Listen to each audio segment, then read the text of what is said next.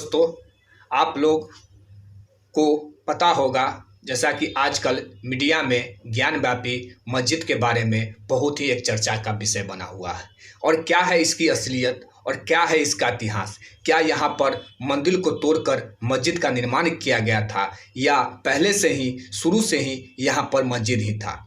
जैसे बहुत सारे इतिहासकार या भारत के जनमानस में ये ऐसा बैठा हुआ है, ऐसा एक मान्यता है कि तीन मंदिर को तोड़कर मस्जिद का निर्माण किया गया था। एक राम मंदिर, एक काशी विश्वनाथ मंदिर को तोड़कर और एक मथुरा के मंदिर को तोड़कर वहां मस्जिद का निर्माण किया गया था। औरंगजेब के आदेश पर इन मंदिरों को तोड़कर मस्जिद का निर्माण किया गया था। लेकिन इसके इतिहास में हम जाते हैं, जैसे आजकल जो चर्चा का विषय बना हुआ है, क्या यह अभी ही है या इससे पूर्व भी, देश की आज़ादी के पूर्व भी इस पर कोई चर्चा होता था या इसको लेकर कुछ एक ऐसा बहस था? आज हम उसके बारे में पूरी सच्चाई और पूरी क्या रहा इसका इतिहास रहा है उसके बारे में हम चर्चा करेंगे। सबसे पहले वहाँ पर जहाँ पर ज्ञानव्यापी मस्जिद है, ऐसा बहुत सारे इतिहासकार मानते हैं जो वहाँ पहले विश्वेश्वर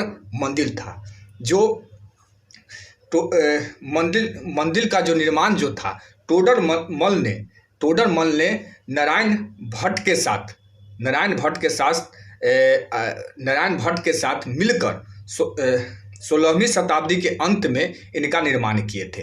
लेकिन फिर वीर सिंह बुंदेला एक बहुत ही अच्छे शासक थे, उन्होंने मंदिर का नवीनीकरण किए थे। किसके? विश्वेश्वर मंदिर का। लेकिन 1669 ईस्वी के आसपास औरंगजेब ने इस मंदिर को तोड़कर उसके स्थान पर ज्ञानव्यापी मस्जिद का निर्माण किए, जिसके लेकर इतिहासकार, एक बहुत अच्छे इतिहासकार थे जादूनाथ सरकार ने इस विध्वंस को औरंगजेब को जन्मजात धार्मिक कट्टरता को जिम्मेदार ठहराया है। अब यहाँ पर होता है, आप लोगों को पता होगा, यहाँ पर मंदिर को तोड़कर मस्जिद का निर्माण किया गया। अब इसके लेकर क्या वहाँ के जो हिंदू समाज के लोग थे या हिंदू राजा थे, क्या कभी ये कोशिश नहीं किए जो वहाँ पर फिर से मंदिर का निर्माण किया जाए? तो इसके लिए 1698 ईस्वी के अंबर के शासक बिशन सिंह ने वहाँ पर एक व्यापक मात्रा में सर्वेक्षण करवाए थे, लेकिन वो सफल नहीं हो पाए। फिर 1700 ईस्वी में सवाई जयसिंह द्वितीय के द्वारा विश्वेश्वर मंदिर के निर्माण किया गया। जो एक क्या विश्वेश्वर मंदिर का निर्माण किया गया, लेकिन वो मंदिर जो था वो मंदिर का निर्माण जो किया गया था वो मस्जिद से दूर था। उसके बाद आप नाना फडणवीस के द्वारा भी इसे पुनर्निर्माण करने की कोशिश किया गया, लेकिन वो भी सफल नहीं हुए। अंत में अहिल्याबाई होलकर के द्वारा मस्जिद के तत्काल बगल में जो आज काशी विश्वनाथ मंदिर है उनका निर्माण किया गया। तो यहाँ पर ये विषय ये है, जो शुरू से जो हिंदू शासक थे, जहाँ हिंदू समाज के जनमानस में ऐसा बसा हुआ था और उन लोगों के राजाओं के द्वारा भी ये कोशिश किया गया था, जो वहाँ पर ही मस्जिद का पूरा सर्वेक्षण करवाया, वहाँ पर मंदिर का निर्माण करने की कोशिश किए, लेकिन वे सफल नहीं हुए। लास्ट में अहिल्याबाई के द्वारा वहाँ पर काशी विश्वनाथ मंदिर का स्थापना किया गया।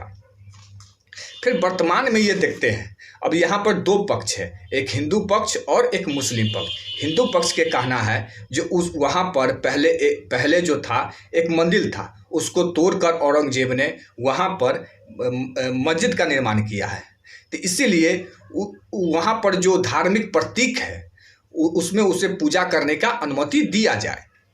और मुस्लिम पक्ष का ये कहना है कि नहीं, वहाँ शुरू से ही मस्जिद ही था और मंदिर का कोई भी अस्तित्व पहले नहीं था। वर्तमान स्वरूप ये है जे 12 मई को बनारस के कोर्ट ने, एक बेंच ने कहा कि बेंच ने कुछ महिला और कुछ याचिकाकर्ता के द्वारा वहाँ पर कोर्ट में एक डिमांड किया गया, जो वहाँ पर मंदिर का अस्तित्व है, हमें पूजा का अनुमति दिया जाए। तो इस पर कोर्ट ने वहाँ पर एक सर्वेक्षण करवाने के आदेश दिए कि वहाँ पर जाकर देखा जाए कि असलियत क्या है, वीडियोग्राफी करने को के ऑर्डर दिए। इसको लेकर एक बहुत ही बहस चल गया। मुस्लिम पक्ष के जो वकील थे, याचिकाकर्ता थे, वो इलाहाबाद कोर्ट और सुप्रीम कोर्ट तक चले गए, जिसमें अंजुमन इंतजामिया मस्जिद के एडवोकेट कमिश्नर के सर्वे को सुप्रीम कोर्ट में चुनौती दी और उन्होंने सर्वे को गलत सिद्ध किए और एडवोकेट कमिश्नर के पर एक प्रश्न चिन्ह लगाए। और लेकिन सुप्रीम कोर्ट ने भी इस पर कोई लेकर निर्णय नहीं दिए और उस पर कहे कि इसका सर्वेक्षण का काम जारी रखने का आदेश दिए। क्या है मामला, आपको पहले ही बताए हैं कि 5 महिलाओं ने कोर्ट में याचिका दायर की और ज्ञान व्यापी मस्जिद के पीछे वाले हिस्से में जो माता गौरी की पूजा और दर्शन करने के अनुमति की डिमांड की। यहाँ पर एक प्रश्न है, देश की आज़ादी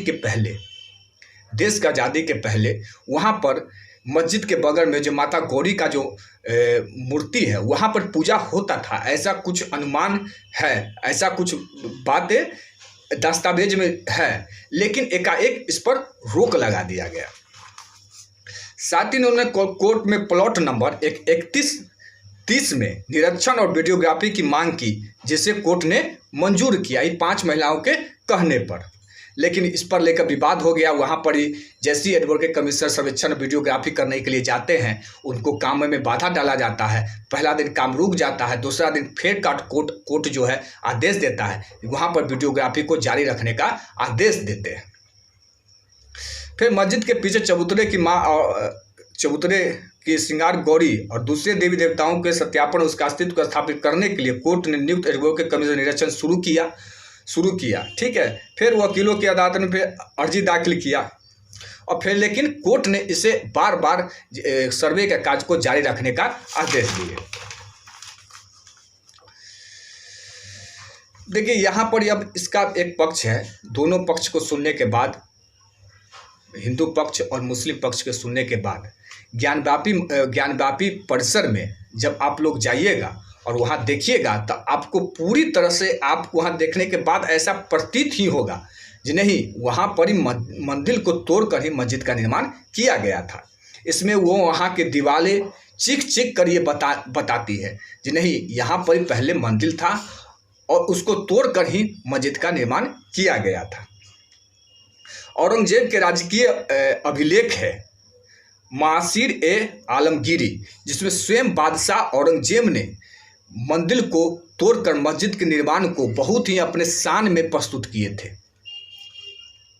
अब वर्तमान स्थिति क्या है, एडवोकेट कमिश्नर ने वहाँ पर सर्वे किया और एक लिफाफा जो है वहाँ पर बनारस सिविल कोर्ट में को सौंपा। उस लिफाफा में ये सामने आया है कि ज्ञानव्यापी परिसर स्थित मस्जिद के तीनों गुंबद जो है, 3 गुंबद है के नीचे शिखरनुमा आकृति जो पाई गई है।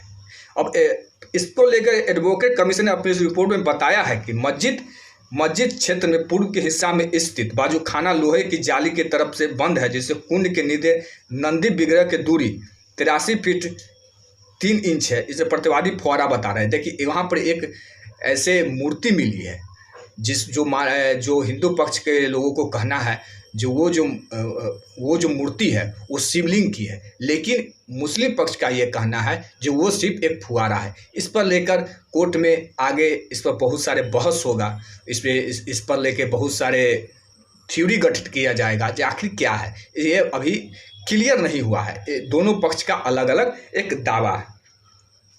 अब इस रिपोर्ट में जो मुख्य बातें हैं वो हम बताना चाहते हैं। मस्जिद के दीवारों और स्तंभ के जगह जगह पर हिंदू संस्कृति का चिन्ह मिले हैं। आखिर किसी भी मस्जिद में हिंदू संस्कृति का चिन्ह कैसे मिल सकता है? जब उसको तोड़कर नहीं बनाया गया है तो उसको वहाँ पर कैसे आ गया? मस्जिद के प्रथम गेट के पीछे 3 डमरू बना हुआ। मस्जिद के गेट के 3 जो डमरू, जो शंकर जी का जो डमरू था वो उसका आगे प्रवेश द्वार के आगे की दीवार के त्रिशूल की आकृति मिली है। ये सब सर्वेक्षण में लिखा हुआ है। और यहाँ पर एडवोकेट कमिश्नर ने कार्यवाही के दौरान जो सिविल कोर्ट में मामला चल रहा है, उन्होंने 2 इतिहासकारों का चर्चा की है। उसमें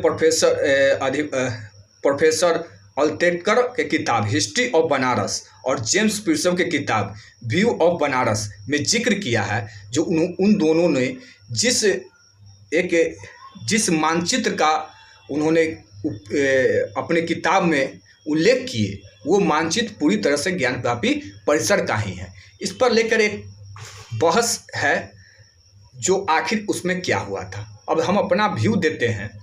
जो ठीक है, इस पर एक समाज में सौहार्द बना रहे और दोनों पक्ष शांतिपूर्वक से सोचे विचारे कि आखिर इस समस्या का कैसे हल किया जा सकता है। क्या इससे शांति से दोनों पक्ष मिलकर किसी समस्या को हल कर सकते हैं। हिंदू पक्ष भी और मुस्लिम पक्ष भी, दोनों समुदायों को समझना चाहिए जो ये जो मामला है ये कोर्ट में है और कोर्ट के द्वारा जो भी निर्णय आवे उसको हमें स्वीकार करना चाहिए। कोर्ट के आदेश को हमें कभी उल्लंघन नहीं करना चाहिए। कोर्ट निष्पक्ष है और उसके निष्पक्षता पर दाग नहीं लगाना चाहिए। कोर्ट के अपना काम करने देना चाहिए। अपना बात रखना है तो आप कोर्ट में रख सकते हैं। किसी भी बाधा को हमें कोर्ट में उत्पन्न नहीं करना चाहिए, क्योंकि अगर आप इसका विरोध, कोर्ट के आदेश के विरोध करते हैं, जनमानस में एक संदेश जाता है और कानून का बहुत ही व्यापक रूप से उल्लंघन होता है। लेकिन सभी लोगों को, जो इसमें बुद्धिजीवी हैं, सामाजिक कार्यकर्ता हैं, अच्छे नेता हैं जो देश के हित में बात करते हैं, उन लोगों को, दोनों पक्ष के नेताओं को, दोनों पक्ष के सामाजिक कार्यकर्ताओं को आकर इस पर एक विचार करना चाहिए। वहाँ असलियत क्या है, हमारा इतिहास क्या है, बहुत लोगों का जो दावा है और इस पर एक इतिहास है, उस पर एक हल निकालना चाहिए। हम यही कहना चाहते हैं। इस पर कोई निर्णय नहीं लिया जा सकता है, आखिर ये कोर्ट में मामला है और कोर्ट ही इस पर निर्णय देगा। जो दोनों पक्ष को इस पर अपना विचार करना चाहिए और जो हिंदू पक्ष का जो दावा है, जो वहाँ पर मंदिर था, तो उस दावा को भी लोगों को स्वीकार करना चाहिए और वहाँ पर उनको बताना चाहिए था आखिर यहाँ पर क्या है, क्योंकि इतिहास जानने का हक सभी लोगों को है। अगर किसी भी व्यक्ति को ये मन में है जो वहाँ पर क्या था, तो उनको वहाँ पर घूमने का, निरीक्षण करने का अनुमति दिया जाए जो आखिर क्या है, क्योंकि इतिहास के बातों को जो हमारा बीत चुका है, जो हमारा काला अध्याय है, हम लोग उस काला अध्याय को ख़त्म कर सकते हैं, लेकिन एक शांति पूर्वक रूप से। जय हिंद।